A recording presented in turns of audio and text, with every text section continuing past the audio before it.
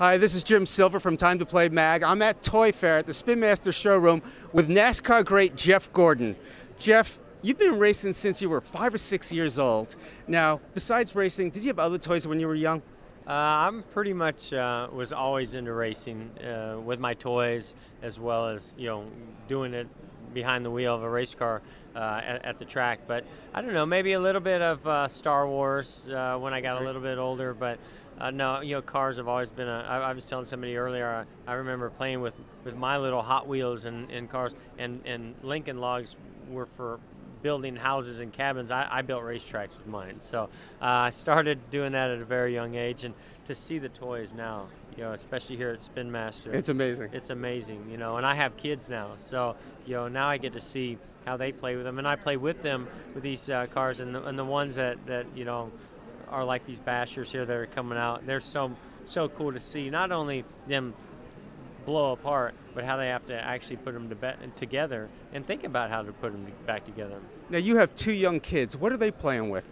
Well, I have a 4.5-year-old daughter, so she's playing with a lot of dolls, and she wants to play house like a lot of girls do. A lot of pink and purple. A lot of pink and purple. She loves the color. She's very artistic, so we were building or drawing things that we had to bake last night. I can't remember the name of those things, but sounded like Shrinky Dinks. Shrinky Dinks, that's it. That's it. And so we were doing those last night. But then my son, gosh, anything that has an engine in the car, he can go vroom, vroom, vroom, and ball. If he can football, basketball, soccer ball. Now, with the NASCAR line, are there any favorites that you love? I mean, you have the radio control line, you have the bashers, you have the die-cast. What especially appeals to you and think will appeal to your son? Well, I mean, what I love about how the kids get attracted to toys, as a race car, if they see it on TV and then they can actually hold on to it, that's pretty cool to them, and was cool to me when I was a kid.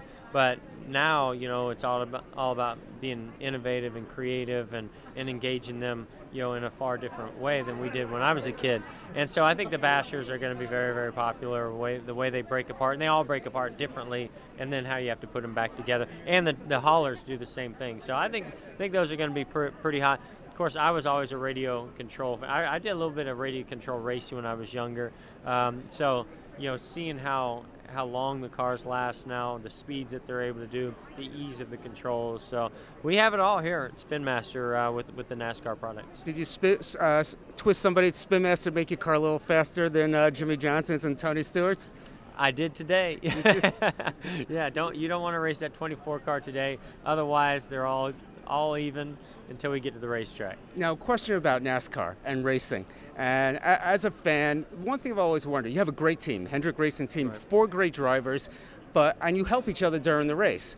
But at the end, you all want to win. At one point, does it go from helping a teammate to, okay, now I want to win this race? Well, you got to understand, we help one another to win. I mean, it's not just to help them win, it's to help us win. And if you're able to share information and it's going to get your team in a better position to win, and it might help them out as well, then that's the best scenario. But for us, when that green flag drops, it's whatever it takes to get into victory lane for our, the number 24 driver in Hunger Chevrolet. And sometimes that means working with your teammates. Sometimes you might be working with somebody else.